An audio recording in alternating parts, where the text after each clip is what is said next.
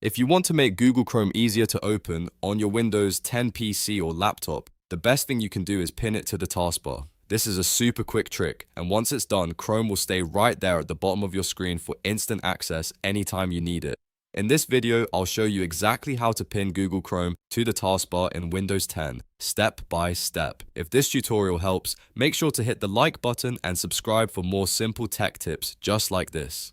Alright, let's get started. First, open Google Chrome on your Windows 10 computer. You can do this from the Start menu, from your desktop, or by searching for Chrome in the taskbar search bar. Once Chrome is open, look down at the taskbar at the bottom of your screen. You should see the Google Chrome icon there.